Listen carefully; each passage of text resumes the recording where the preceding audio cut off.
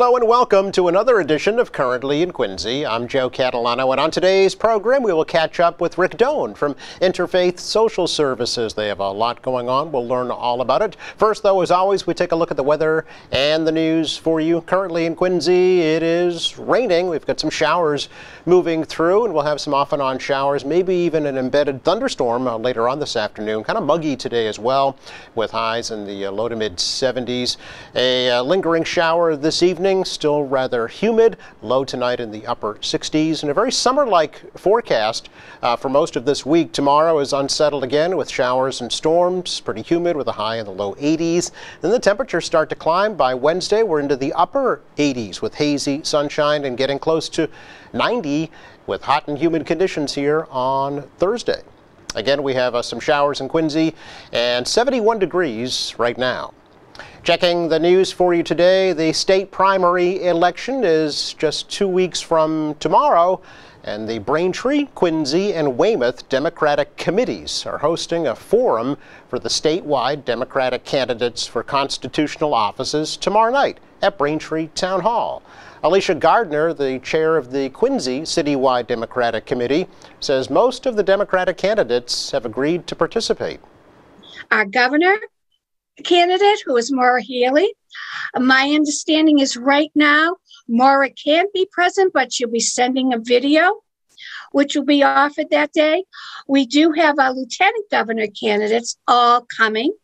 That includes Kim Driscoll, Tammy Covea, and Eric Lesser. They've all confirmed to come. For Attorney General, we have confirmed the presence of Shannon Liss-Reardon and Quentin Palfrey. They will be there. We're waiting to hear from Andrea Campbell. And in regards to our Secretary of State candidates, Tanisha Sullivan has confirmed that she'll be attending, and we're waiting to hear from Bill Galvin. And Treasurer Goldberg, she does not have an opponent, neither does Maura Healey. So she's going to send a video as well. Regarding the state auditor's race, unfortunately, we just heard back from Chris Dempsey yesterday. He's now not able to attend, but his opponent, Diana DiZiglio, will be there. So I'm really thrilled that we were able to have as many, because their demands on their time are huge, and with 2 weeks to go, I'm really appreciative that they're taking the time to come to our event.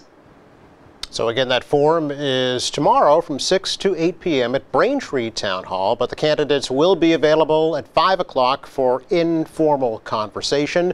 The forum will be streamed live on YouTube and carried live right here on Quincy Access Television.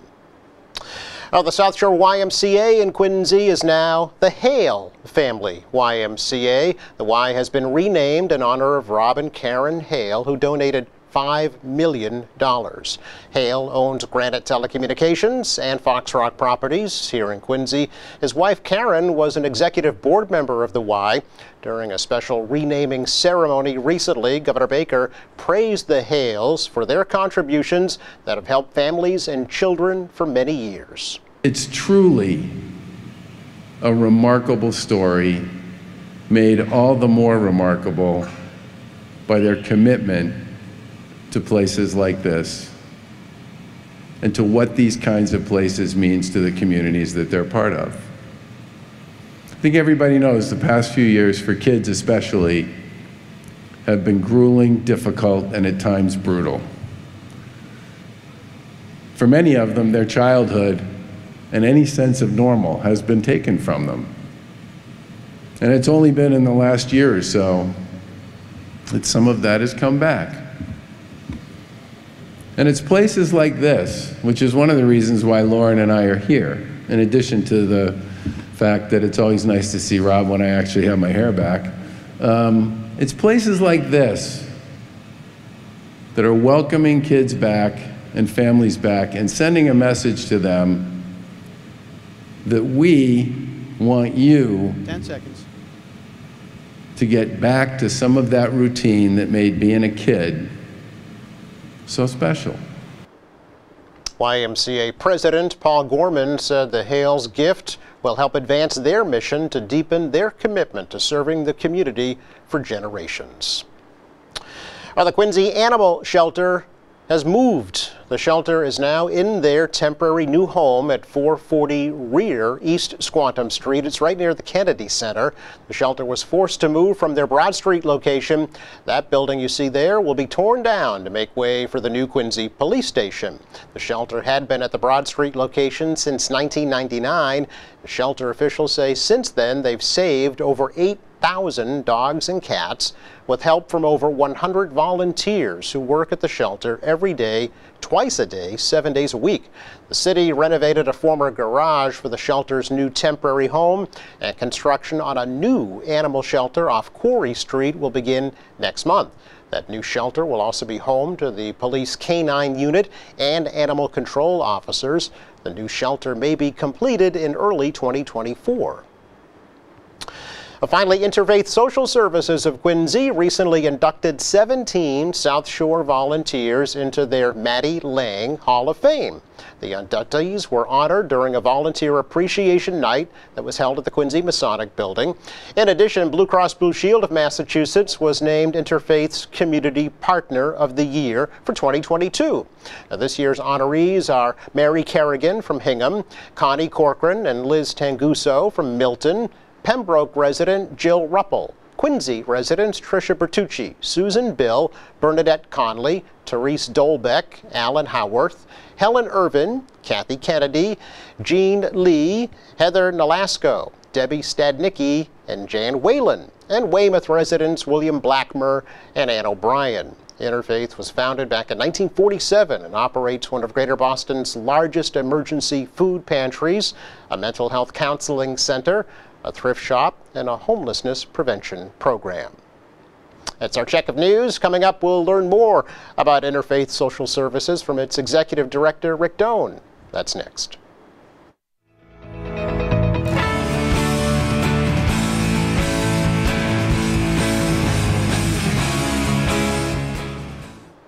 Welcome back. I thought this would be a good time of year to check in with Rick Doan from Interfaith Social Services here in Quincy for a little update before things get really crazy when September rolls around. So Rick, thanks for joining us remotely today. Appreciate the opportunity as always to talk to you.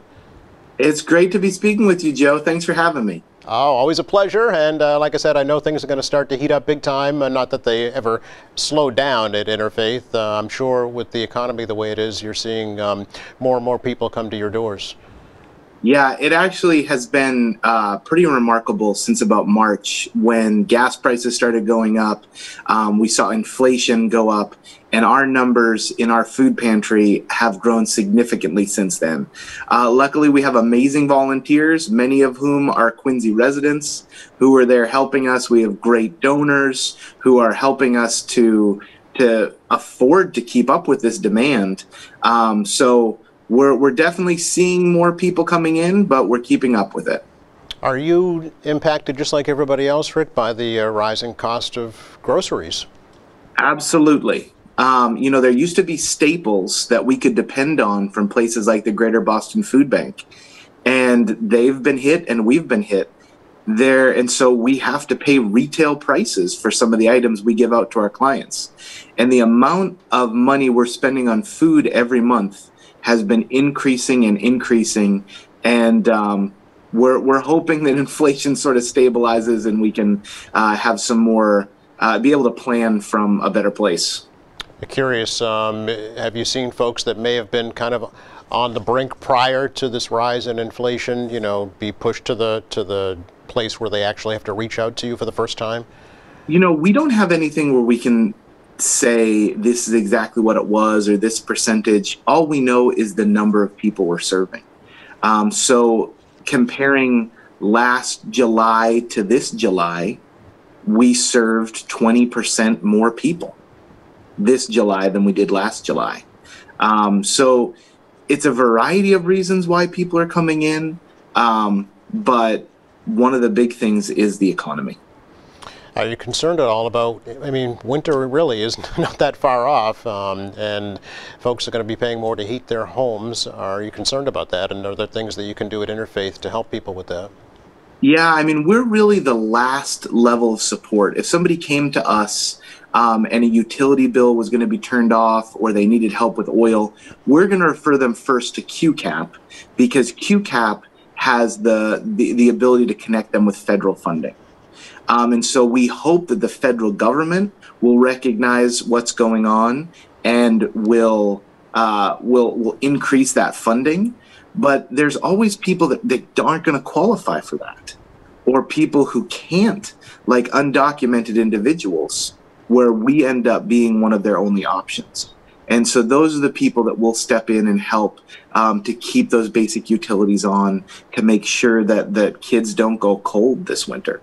I know it's something crazy to think about in the middle of 80-degree weather, but we're definitely bracing for that.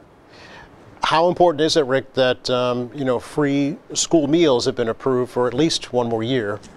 Oh, I hope Massachusetts adopts it forever, like California did, saying this is something we're going to plan on, because we still do see an increase in the number of clients coming in during the summer because they need to feed their kids. And we're going on 3 years. People have come to expect these school lunch and school breakfast. So I hope that Massachusetts rallies and this becomes something that we're committed to as a state. Speaking of school, back to school not too far away, and I know that every year Interfaith provides backpacks to a lot of your food pantry clients. How's that drive going this year? It's going great. It's amazing to be in a place like Quincy. Fox Rock donated almost 200 backpacks full of school supplies, and those are all going out to the kids served by our food pantry. There are so many different local businesses and individuals that have donated backpacks with school supplies. And I always think about, the little kids on the school bus, that kid you see getting off that school bus might just be wearing a backpack that you donated.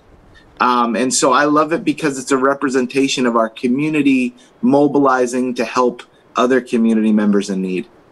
For folks who aren't aware of the program, maybe you could tell us a little bit about how it works and how they might be able to donate. Yeah. So at this point, we're just winding down, but every July, throughout the whole month of July, we are collecting backpacks with school supplies, so that during the month of August, all the families with children that visit our food pantry will receive a backpack with school supplies to help defray the cost. A family that's struggling to put food on their table struggles to pay $50 for the backpack and school supplies for a new school year. So it's getting kids, kicking things off on the right foot and showing them the importance of education. In addition, we distribute through our food pantry 5 books to each child who visits the food pantry under 12. So it's all part of an initiative to help show the importance of education and fill the minds of our clients and not just their bellies. I remember last time we talked, you put out a special call for folks to donate books, and I cautioned you to be careful what you wish for. How's that going? It's going great. Last year, we distributed 12,000 books to kids 12 and under, most of whom live here in Quincy. So these are families that struggle to make ends meet, and now they have books on the shelves for their kids. So we love all the books coming in, and we're not slowing down anytime soon, and we're still asking for more book donations. Okay. Kids books. We'll take all books, but sure. Specifically kids 12 and under are the books we're looking for. And the backpacks, Rick, I know that you like them to be kind of stocked, right, with school supplies if they're donated? Yeah, we have it on our website. If you go to our website, people can see the list of things we look for in the backpacks. And we're all set for this year. Okay. But if people want to plan on next year and what they'd like to donate, we're definitely going to need it. Okay. Curious, too, about your is it Plant Grow Share program? I mean, I know that with the drought this year, it's probably been challenging for a lot of backyard gardeners, but how did that go? The Plant Grow Share, we always have vegetables trickling in throughout the summer. People just stopping by with zucchinis or cucumbers or tomatoes. And the purpose of this is to grow fresh produce for clients. But it's also, the main purpose is to tell people, donate fresh produce to food pantries and not just shelf-stable items. We need apples and oranges, and that's one of the most important things we can give out to all of our clients. And it's universally culturally appropriate, fresh fruits and vegetables. And we want to recognize that and be inclusive for all the communities we serve. Do you still have your side yard garden there at Interfaith? We do. I got to say, it's not. We have a local Girl Scout troop that they planted every summer, and we're grateful for them. Sure. You brought up the issue of inclusiveness. Is language barriers an issue at Interfaith? Do you have folks on staff or volunteers that can deal with that, Rick? Yeah, actually, the city supplies an interpreter for half of our shifts to the food pantry. And then we work with Boston Chinatown Neighborhood Center with funding from the Arbella Insurance Foundation to fund an interpreter for all the rest of the shifts. So that anytime somebody comes to the food pantry, we have somebody who speaks Mandarin and Cantonese to be able to communicate with our clients.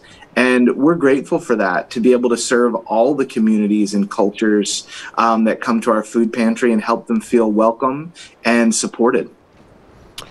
Well, I know that beginning today, actually, you have a new initiative to get folks personal hygiene items, which are becoming very, very expensive these days. Well, today the announcement is going out through email, but this is something we've been dedicated to for a while. It started with diapers, where we said we want to distribute diapers to the children served by our food pantry. And each year we're distributing 60 to 70,000 diapers. And then we said, okay, let's take the next step. Feminine hygiene products. This past year, we distributed 80,000 pads and tampons to the women served by our pantry. These are basic necessities.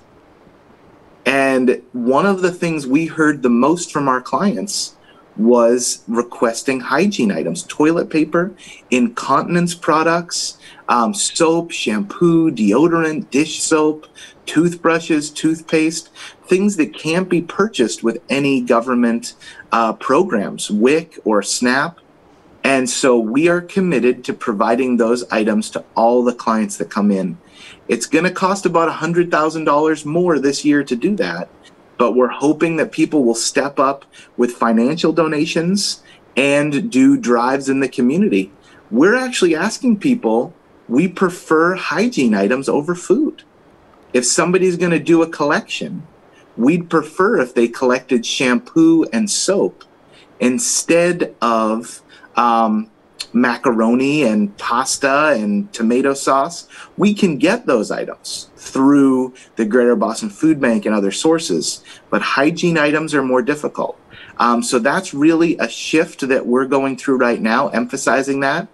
I met with many of the religious leaders here in Quincy and asked them to try to shift over what they're collecting in their houses of worship. So it represents the needs of the community. Why is it that those products are harder to get, Rick, than food? Because we can't get them through the Greater Boston Food Bank. Okay. So the Greater Boston Food Bank is where we can get federal food for free, state food for free. We can source low-cost items. Occasionally, they'll have some hygiene items, and we'll scoop them up as soon as we do. But we have to pay retail prices for those items. And so where we can buy the equivalent of 10 boxes of mac and cheese when somebody goes out and buys a box of mac and cheese off the shelf retail, we can source it much cheaper. The hygiene items we can't, and we need the community's help. We have some partnerships we're working with to try to get some volume pricing on and we're serving over 1,000 households a month. That's 1,000, bars. That's 2,000 bars of soap, because we want to give them each two. Right. That's thousands of rolls of toilet paper. So it's definitely a change in how we distribute things and how we talk about things, but it's a need that's existed for a while. So are these things that you would like folks just to bring right to Interfaith on Adams Street and drop them off there? Bring them to Interfaith, or do a collection, assemble a bag of hygiene items. What would you like to get? Bring that in a bag, and then we can give it right out to our client. or donate on our website, because we do have some volume partnership agreements with other nonprofits. So we can go out and start purchasing some of these items at much lower than retail prices. So whether somebody's going to donate online or collect in person, we'd be grateful. Okay. Have you reached out at all to any of the manufacturers of these products to see if there's a charitable arm that they might benefit from? We have. We're working on it, but most of the time, those types of places want to give monetary donations, not in-kind donations. It's kind of weird. Some places do in-kind, and we've worked with our partners at Stop and Shop. They've been able to get quite a number of donations of in-kind products and hygiene products, and we're so grateful for their partnership. They're a great resource here in Quincy. That's great to hear. I know that Roche Brothers, again, was a major donor to Interfaith. Of course, they have left. Have you reached out to the new H Mart? We have. We reached out to them. We're hoping when things settle down, we'll be able to start, rescuing some of the food that they're not using. And so we're hoping they reach back out to us. Well, let's talk about some events coming up. Halloween's not far off, Harvest Helpers, and then, of course, you have a little gala every year at the end of the year, Rick. That's right. So first Halloween, we want to make sure. So this is our 75th anniversary. Wow. Okay. Social services. And for 75 years, we've been focused on helping children and families in Quincy and throughout the South Shore. And one of the ways we do that is by bringing joy. And Halloween costumes is one way that we can do that. So we're asking for donations of new Halloween costumes. On our social media channels right now, we're looking for ideas. So if people want to go to Facebook, they want to go to Instagram, tell us what the popular costumes are going to be this year. Oh, okay. What their kids are thinking about. And we're putting an Amazon wish list together so people can just go on, buy it, and it ships it directly to Interfaith. And then we're doing a one-day distribution to our clients where the kids and parents will be able to come in and pick out their costumes and get, some fun Halloween items and treats, and just the purpose of bringing joy to children here in Quincy and throughout the South Shore. Okay, well, it's not too soon. The Halloween candy's been out at the stores for a month now already, so... Well, I can't talk about produce too much and then say we need candy. So we're not looking at candy. The kids can go out and source candy on their own after they get the costume. But we'll give them a little pumpkin, some things that they can do, some fun things for Halloween. But like you mentioned, our gala is how we fund many of these initiatives. Yeah. It's our biggest night of the year in December, and we are looking for sponsors. We're looking for donors. We're looking for restaurants that will come in and do the dine around reception, beer tasting. We need help, and it's going to be a great night. We already have a lot of people signed on, and it's going to be a lot of fun. Tickets are available on the website. So where is it? When is it? And Granite Links. We love working with Granite Links. It's Friday, December 2nd. It's going to be a great night. Lots of fun, live music, games, great restaurants. It's my favorite night of the year. And I'm guessing it's totally in person now, Rick? No more remote That's right. broadcast? Okay. Yep. All in person, and we're looking forward to seeing everybody.